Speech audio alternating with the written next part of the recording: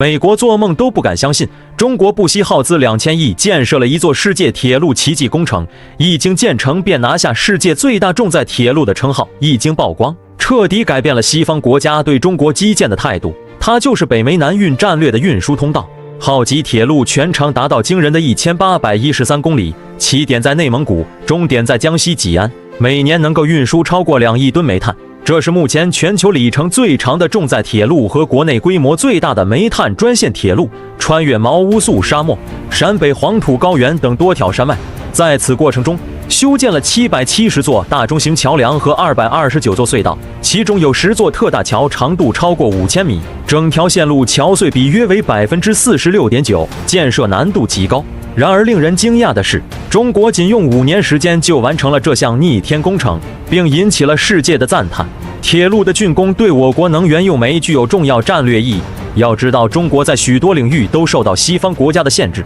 但是凭借坚韧不拔的精神，我们不断摆脱对外部的依赖，并实现了自给自足。只有中国这样一个基建狂魔，才能完成如此伟大的奇迹工程。喜欢旅行的家人们，我强烈推荐你们一定要人手一份这个2025中国旅游地图。地图将广袤无垠的中国全域尽收其中，精准囊括了3条备受瞩目的热门边境自驾路线：国道331、国道228和国道219。中国主要山脉的磅礴走势一目了然，天山山脉的壮美，阴山山脉的雄浑，秦岭山脉的绵延，太行山山脉的巍峨皆跃然纸上。就这样一份能带你深入大好中国旅游的攻略图，你还不备上一份吗？